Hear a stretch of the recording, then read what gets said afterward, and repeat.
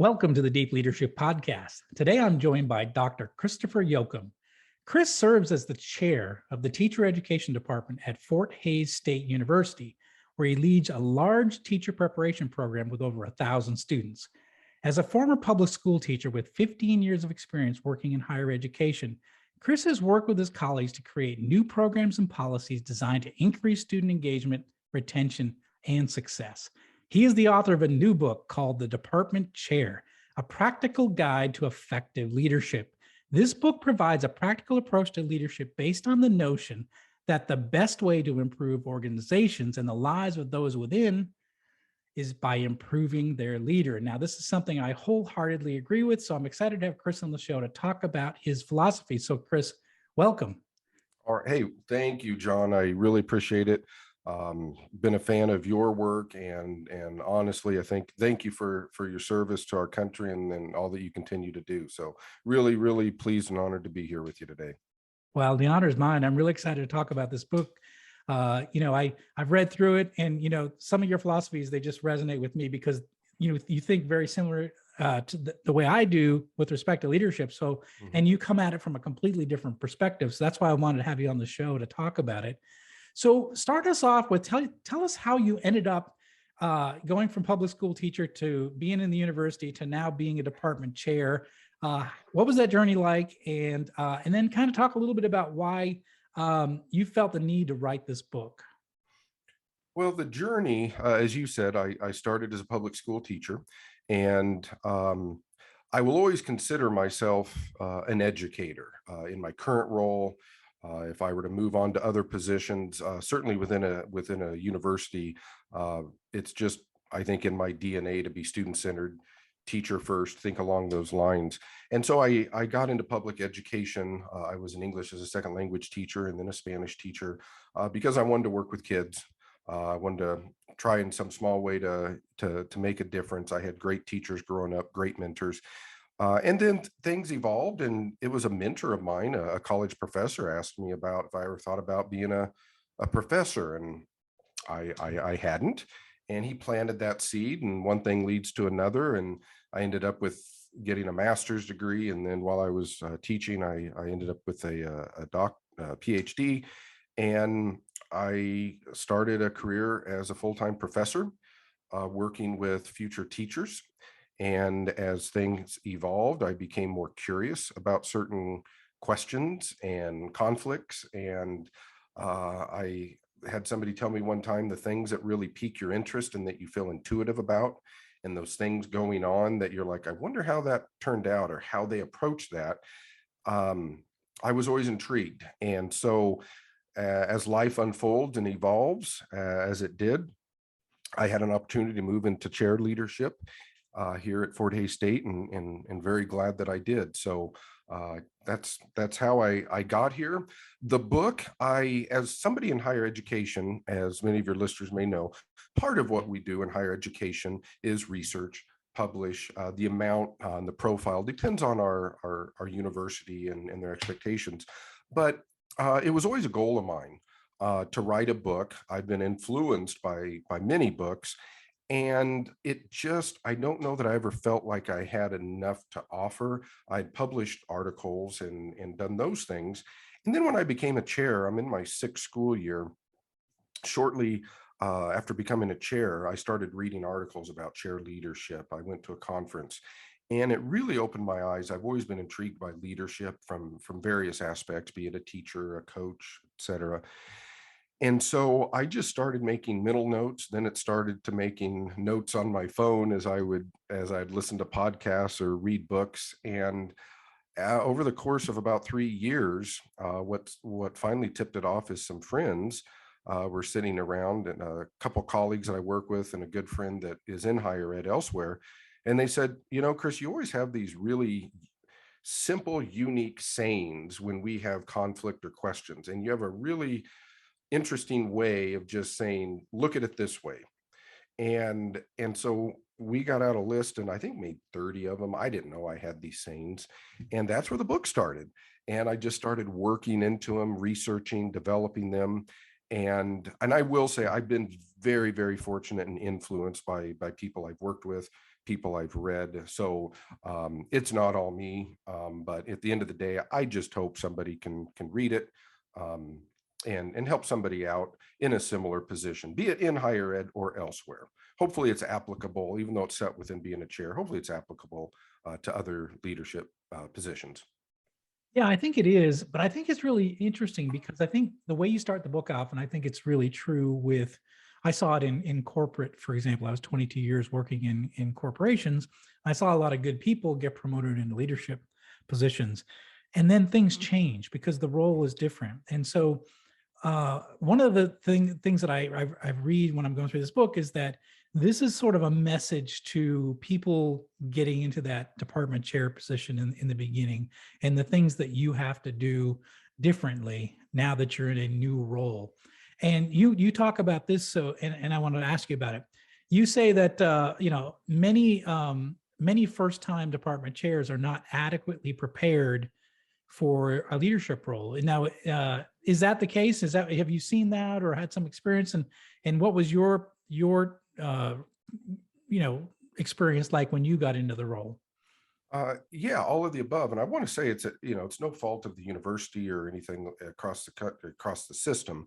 The individual who wrote my foreword, a man for whom I have a lot of respect, is a great leader, Dr. Walter Gamelsch, is somebody who has researched that over a 40-year period. And so in the book, I give those statistics and those numbers that there are a high percentage of chairs that say they don't feel like they're adequately prepared, that the life of a tenure track professor, while challenging and fulfilling in and of itself, does not make one a great leader.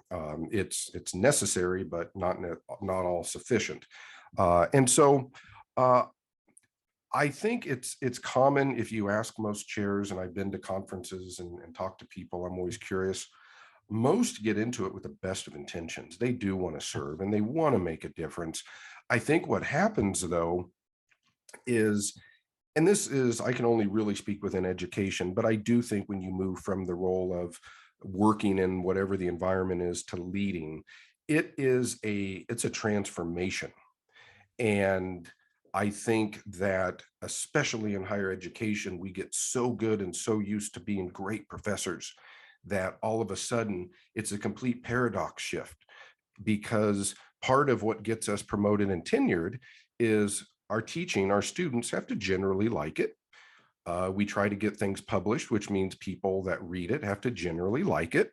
And then the first day you're a chair, all of a sudden you have conflict, and it's like you realize uh, people aren't necessarily going to like me. I just spent the last 10 years getting people to like me, and now part of my job is they might not. So that's what I think is unique in at least in higher education, is it is a necessary, it's a great position. Close to 80% or so decisions in higher ed can be traced back to the department chair. Very rewarding for the right reasons. But that's the key there, John, is I think you need to get in it for the right reasons. Because if not, you'll know in a hurry that it's not a good fit and not a comfortable place to be. Yeah, that's, I want to touch on that real quick because Sure. that's something I talked about in my first book is, the question I have in my book was, you better think about why you want to be a leader first. And that's a really important question. And you lay it out. You say, you should ask yourself these two questions. Why do you want to be a department chair? And why do you want to be a leader? So why is it important that you assess your personal motivation for going into this job in particular? I think because anyone can do any job on the good days. And it's like an iceberg. You take any leadership position, be it a commissioner of an athletic conference, a president, whatever, most of what we see seems like, oh, it must be nice, right? That must Yeah, be yeah, nice. And all we see is this vision and then yeah. maybe the salary and like, oh, what we don't see, and I say this multiple times, leaders earn their money on the hard days. Yeah. Anyone would do it on the easy days. And so I think that's that's critical. You ask yourself, why do I want to lead? Why do I want to be a department chair? Because on the difficult days, as you know, we all regress to our instincts or the level of our training. And so on the difficult days, regression is real. We're all going to regress to that. And if I don't have something inside of me that says, I really want to do this, and here's why. I think it'd be very difficult in any job. As a teacher, I can tell you, if you go into a public school and your heart's not in it, you'll be miserable before lunchtime, right? But certainly, I think in all leadership positions, but in my experience, you have to have that guiding North Star, if you will, that foundational belief of what do I really believe? What do I believe about people? And I'm here to help them. Yeah, I think if you go into leadership for the perks, the benefits, the title, all the what all the things that surround the leadership role that you see from the outside, if you're chasing after that, you're going to be sorely disappointed, because like you said, maybe you have all that on the good days, but the bad days is really where you earn the money, when you have to fire somebody, when you have to counsel somebody that's not performing up to speed, when you have to answer for some failure in your department that you have to take a responsibility and accountability for. So that's where you earn your pay. That's when you take the lumps, and nobody sees that, because that's typically, that's not what people see when they see leader. They see the title, they see the office, they see maybe you have an assigned parking spot. Ooh, look, he gets to park next to the building, Yeah, right? I want that. yeah, So, yeah. but it's not, there's much more to leadership than the perks. Oh, without a doubt. And if you do it for the right reasons, a lot of the perks are things that people may not even see or notice. Mm, But yeah, I say in my book towards the end, if you're thinking about making the next move, is where do you want to spend your bad days? mm, Because as leaders, if you've gotten to that point, you're successful. You're going to make your own good days wherever you go. But the question is when I take that next job, be it the position, the geography, whatever, it's easy to say, oh, my office is close to the beach, or I won't have to pack my snowblower, or any of those things. Okay, that's fine. You mentioned you're from New England, so you get that. But when you have bad days, that's not going to cut it. The perks of taking that job aren't going to cut it. So what do I truly believe, and where do I want to spend and serve my bad days? Because if I can come to grips with that, I think that while there's always difficult times, at least I know I'm doing it for the right reasons. yeah, I agree. You said something in the book really stood out to me, and I want to ask you about it. You Mhm. said, and I love this. You said, as soon as you make your leadership position more about the money than the people and the purpose, your salary becomes the cost of your soul. Now, I love this statement. What did you mean by that in the book? Well, and it might be a little hard hitting, but I do stand by it. I quite frankly think, and in research, some people do take the position simply for the money. Look, the other thing I say is the only thing more expensive than a good leader is a bad one. Mm, yes. If we get into it, so I don't, you name it, the NFL commissioner, I will never say that leader, if they're doing it for the right reasons, makes too much money. They don't, they earn it. And so if you get into anything in life, but certainly a leadership position where my actions affect other people, affects the reputation of the organization, et cetera. If I am only doing it for financial gain, i.e., selfish personal gain, then I've sold out. And so that's why I say that is, if you're doing it for selfish reasons, then you are doing it for the money, and you just put a price tag on yourself. Yeah. Yeah, no, I wholeheartedly agree with that.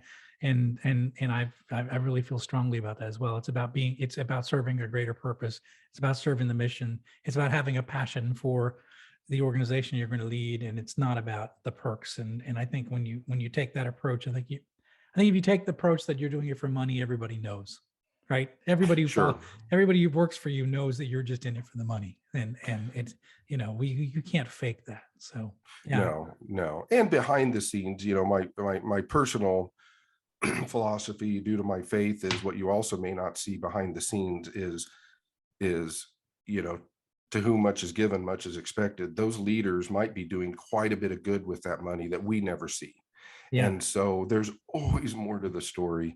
But yeah, well, I'm glad that that stood out to you and you enjoyed that. It could be a little hard hitting to people, but I said it not to to be less than professional, but just to make people think is if this is the only reason, then you probably need to rethink your motives a little bit.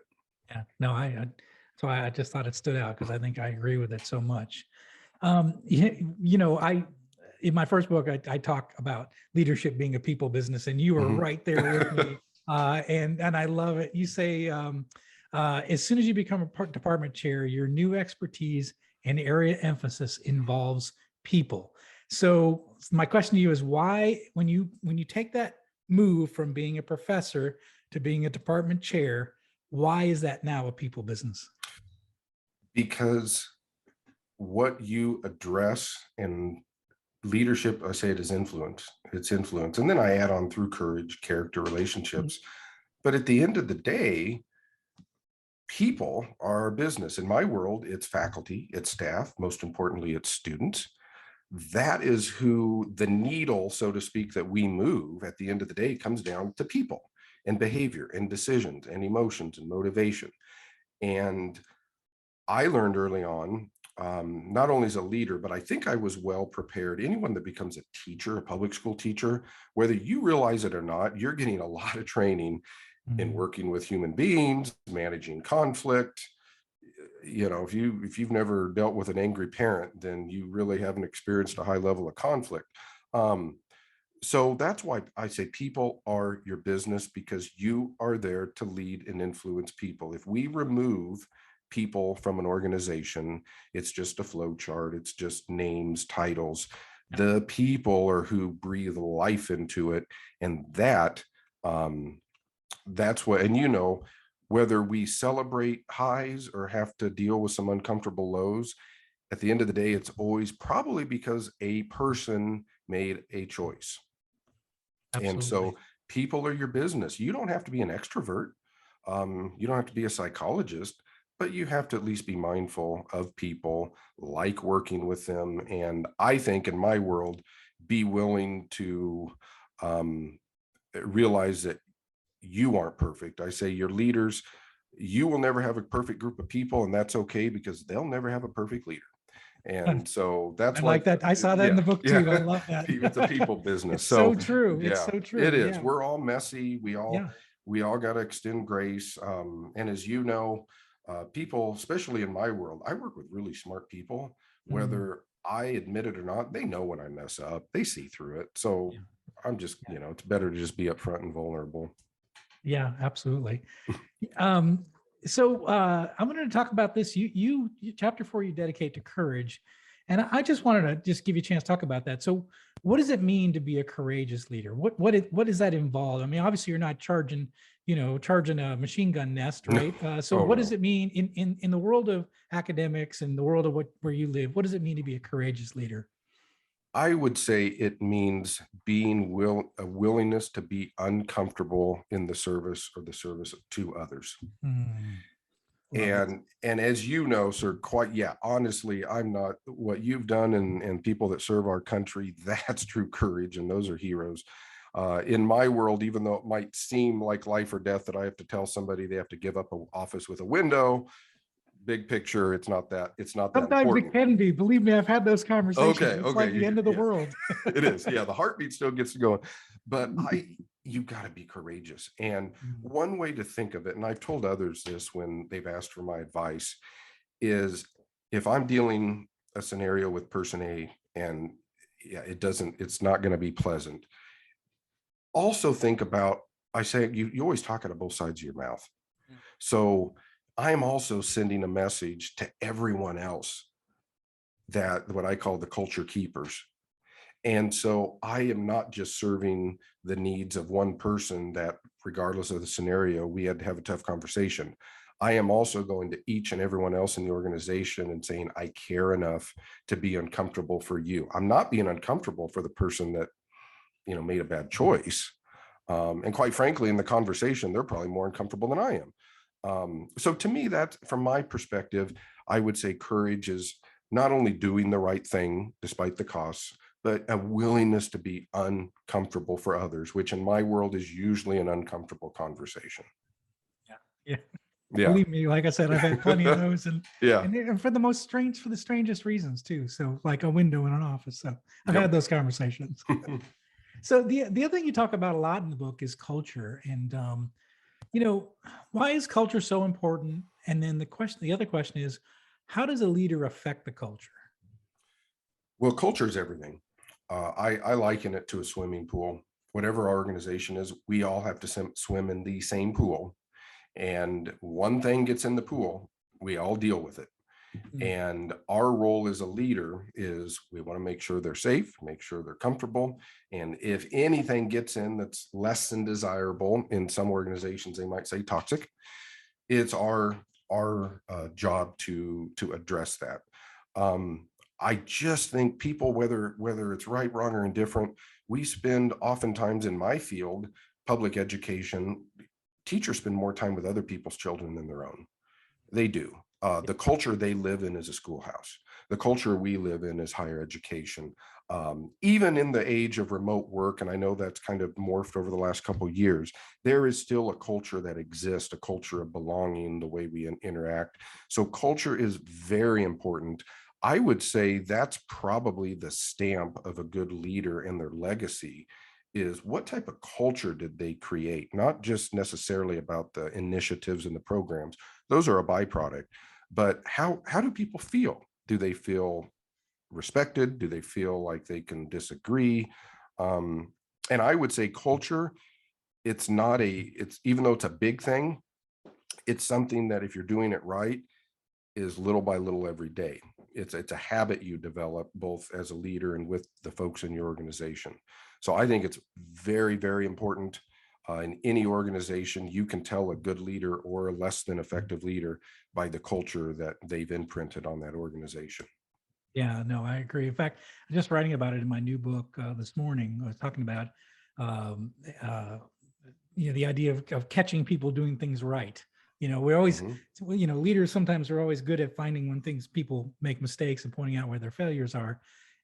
But we also have to do the other side of it, which is catch people when they're doing things right. And when you have an environment where, someone is, hey, I noticed that you stayed late, got that paper out. I really appreciate that. And you're Mhm. catching people doing things right. Then there's this cycle where they do something good, they get sort of, positive affirmation, and then they want to do more things that are good. And it does help the overall culture is that we as humans, we like to be recognized for the things we do. So, and that's all part of it's the little things that affect the culture, right? Just having those quick conversations says, oh, this is a person that cares about me, right? And cares about and notices what I'm my contributions to this department. So yeah, I think you're right. The leaders' individual actions drive the culture, right? Mhm. And how they act and how they treat people. Yeah, absolutely. And how they deal with problems, how they deal with successes, how they celebrate the successes. Yeah, I mean, Yeah. and everyone's watching. You're on stage. It's you're on Yeah, it stage, is. and everything you do is watched through a microscope, right? So, And I'll be the first to admit I have fallen short in that area despite my best efforts. And in our world, the stage is usually social media, yeah, and nothing major. But that's another thing is that some leadership roles, there's some things that you don't that are non-negotiable, and there were things I right. could do as a professor that nothing bad or immoral, but just things that you can do, sometimes things you can say, um, that quite frankly you can't or maybe shouldn't in higher leadership roles. And so that yeah, but all of that affects the culture. So that's why I have a few chapters on the culture you inherit and the culture you create, because I think it's that important. That's the foundation. And if you can have that established, the world we live in, the pool we're swimming in, then I think other things are going to fall into place. Yeah, I agree. We talked a little bit about it, but you say that also we have to be good at dealing with conflict. And you had a little bit of, not a little bit, you had a lot of experience dealing with that as a public school teacher. Yeah. And I think one of the things I noticed in corporate is that many leaders sort of avoided conflict, right? So they didn't have the tough conversations. They sort of avoided it. Whenever there was a problem, they sort of say, let's just, maybe I can get away with it and not address it. But you say great leaders, they have to be good at dealing with conflict. Why is that? Because it happens every day. And it's not dumpster fire conflict every day, but it's like anything else. If I go and work out today, in and of itself, that workout probably won't affect my body. If I eat something I shouldn't just today, it won't affect me that much. If I do that consistently over a long period of time, it's going to affect me. And so to me, conflict is tied into what I call the life cycle of a problem. If you ignore that conflict, you're essentially ignoring a problem. And now, given enough time, you've become part of the problem because you ignored it. So now Yeah. you have to address the fact that you ignored it and the problem's still there. So conflict, most of the time in my world, it happens every day. It's not major. There are some things that we address. My team, I work with great people that we address, but you have to, even if it's in my world, a student emailing and they had an issue registering or thought they were, got a bad grade or something, that's a form of conflict. And I have to choose a certain way to respond to that. So every day in the life of a leader, I think leaders are conflict mitigators. And if you, I say in the book, it's like if you're around a bunch of kids, when kids are playing, making noise, it might be a little annoying, but the minute it goes quiet, anyone that's a parent knows what I'm talking about, then you worry, right? So in the life of a leader, when it gets quiet and people stop complaining or bringing you problems, that's when I would get concerned. As long as they still think you can fix them or you need to know, Yeah. probably everything, it could be worse. We'll put it that way.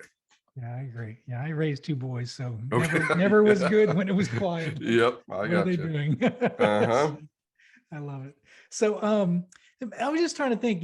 Like you're probably the first person I've had on the podcast that's like in a department chair role in a university. I've had coaches, I've had teachers, I've had a lot of military business, but what maybe you could explain like some of the things that are kind of unique to leading in a department chair position, maybe than leading in a business or leading in the Mhm. military or leading in maybe sports or what have you. What are some unique challenges, leadership challenges? Being a department chair. I know you mentioned you're dealing with academics and people with Mhm. high IQs and Mhm. well studied. But what are some of the other Mhm. challenges that you face as a department chair that might be kind of unique to that role? I would say, and let me preface this by I tenure is a great thing and it's very hard. And when our people get that great honor, we celebrate it. But I would say the best way I can say is an intersection of permanence and presence. And what I mean by that is in higher ed, even more so now than ever before, but I would say over the last 15 years with online teaching and the life of a professor uh, has a lot of flexibility in terms of where and when one works. There's still a lot of things you have to do, but I would say in higher education more so than maybe any other field is we do have faculty members who rightfully so are tenured, and so they have that right. We have unions that support and bargain on behalf of the faculty, and so that usually ties in to the contracts or the memorandum of understanding. I'm not an expert in the corporate world, but I do know in outside of academia, those probably are not those are not present to the extent they are. So I think those are just variables that as a leader that you have to be mindful of, that you have to be mindful of because um, whereas in a sales business, it's cut and dried. If you don't make a quota, it's pretty simple that Right. you're not going to be here tomorrow. Not quite that way in higher ed, and that's a good thing. But I would say that's something that's very unique. Any organization or entity that has any type of tenure rules, Yeah. along with a negotiating body or union, that makes it unique. Yeah, it's interesting. I had one employee tell me one time, he wasn't an employee, he was a temporary employee at the time. And he said, one day I want to be a permanent employee. I don't want to be a temporary employee. And I said to him, I said, I think we're all temporary employees. So in the corporate world, there was no tenure. We were all temporary. So Hmm. until we one screw up and we were gone. So, but yeah, so that's a very unique, like you said, a very unique situation where you have someone that's tenured, maybe having some performance issues. You've got to correct it, but you know that ultimately they're going to be there. But how do you correct them to be the best for the university, but also respect their tenure track and all that? So yeah, I can imagine that that is a unique problem. Yeah, that we Yeah. that we didn't. I mean, but in a way, I talk about in the book, and on a submarine, we couldn't replace anybody once we were deployed, right? So True. we had to True. deal with the people that we had, and so if you had a challenge, I talk about in my second book that there's no escape, right? There was no escape from a bad colleague or a bad employee. You had to work it out and make it happen. And I think in a tenure track, there's no escape from this particular tenured professor. So how we're going to make this the best use of their skills, their personality, and to achieve the goals of the university. So I think it's very similar. I would think so. Hadn't thought about that, but I think, yeah, you're right. Is when you're in a submarine, everyone kind of has a sense of permanency, or they're tenured at least while you're deployed. At least for 3 months. Yeah, you're right. So that is probably very guaranteed similar. a job for 3 months. Exactly. And so, yeah, that's why it's very important, I think, in higher ed to have, as you know, probably in a submarine, you got to have that culture. You got to make things, the socially acceptable thing to do through influence, because not as much in a submarine, but yeah, you're right. We're all here, and like I say in my book, your roster is your roster, just like a coach. If you're going to win, it's going to be with this group of people. Going to win with this group. Yep. Yeah. We don't have football teams in higher ed have a transfer portal. We don't have that as for faculty. So, your roster is your roster, and you got to love them up and do the best you can. Yeah, I love it. What are your hopes for this book? It's out there now. It's very specific in terms of, I think it offers up it offers really good advice for everyone, but I think it's specific. It offers very good specific advice for people going into leadership in the university. But what are your hopes for the book? Well, John, big picture is I hope it helps people. I hope that people that are new to the position, maybe they're in the position and they're wondering if it's the right choice. I just hope they can read it. I wrote it to where it has enough research in it to where those in higher ed, hopefully it'll resonate. But I also tried to write it in somewhat of a conversational tone to where it's as if I'm sitting with them, mentoring them. And so, yeah, I just want to help people. I want to serve people. If it can help somebody become a better chair, maybe they find that their purpose and their happiness is doing something outside of the chair position, and that's fine. But I learned through making mistakes, and if I can help people avoid some of the things that I did unknowingly in my leadership journey, that would be great. And ultimately, it's going to help their organization and the folks that they serve. I agree. Yeah. So how can people find out more about you and this new book? Okay, well, the book, it's easily found on Amazon. It's in Kindle, paperback, hard copy. Also, you can go to my site, cjleadership.com. And that is essentially a site to promote the book and show you the table of contents. And also there's some contact information there for me with my social media accounts and all of those. So that would be the best way, either Amazon or cjleadership.com. That's great. We'll put links in the show notes for those resources so that people can find it after the show's over. And the book is The Department Chair, A Practical Guide to Effective Leadership. I think it's a great book. It's powerful. You're hitting on all the right notes. Well done. It's a great book. I think you're right. You strike the balance of being academically, you've got the footnotes and the end notes and everything is tied together, but then you're doing it in a conversational tone. And I think you strike that good balance. And it's a fantastic book. I highly recommend it. The Department Chair, A Practical Guide to Effective Leadership. And Chris, thank you very much for being on the show and sharing all of your experiences. Well, hey, thank you for having me. It's been a pleasure, and I really appreciate it. Well, thank you again. Well, that's it for today. Thank you for listening to Deep Leadership. If you like this podcast, please subscribe and share so we can continue to build a world with better bosses. Until next time, this is John Rennie saying take care and lead well.